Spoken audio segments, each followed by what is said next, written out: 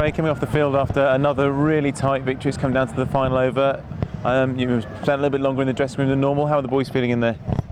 Yeah, pretty gutted. I mean, we've got ourselves quite close again, and we have done in the numerous games this season. So pretty disappointing, obviously in front of a sellout crowd here at Cheltenham. But I mean, we keep getting in positions to win the game, and hopefully, I mean, we can learn from these sort of situations that we're getting ourselves in, and move forward, obviously into the rest of the season or the rest of the year, and then into next season. So I think there's plenty of learning being done right now. So yeah, ultimately very disappointed with the result, but you know, there's plenty of positives and plenty to work on.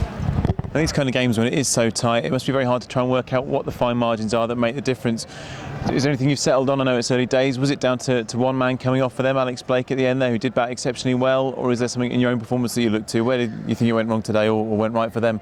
I think initially we felt we're potentially 15 runs short, maybe after being 90 off 10 overs with one wicket down. You know, 70 runs off the last 10 is probably a little bit, you know, below par. You want to be pushing almost double your score again. So that's probably a little bit, maybe 15 runs light, but also, you know, little pieces in the field, half chance run outs. You know, it's just executing skills as best as we can.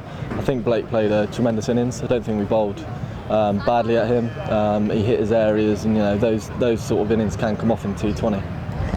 And just take us into the mindset. I mean, you bowled the penultimate over there, and I think only 4 runs. I think it was off that particular over. Probably 3 run-out chance in there as well. And again, you're executing your skills fantastically well. What goes through your head when you're at the end of your run-up and you're facing someone like Blake, who obviously struck the ball really cleanly today? Small boundaries here. What goes through your mind as a bowler? I mean, for Blake, he hits over the offside quite well. So for me, it's all most important was my line into leg stump, just to cramp him up really.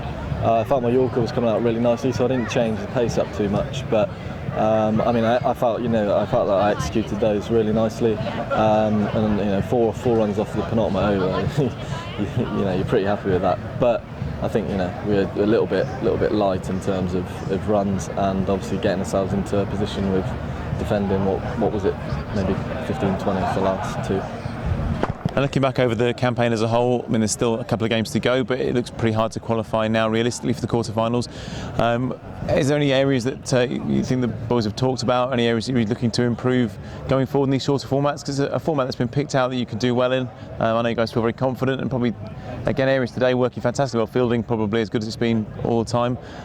Where do you look to go from here to keep on improving as a team? Yeah, like I say, our fielding today, that was something that we spoke about before the game.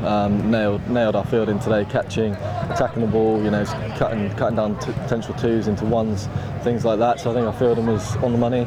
I think in the power play bowling wise, we were okay, better than we have been.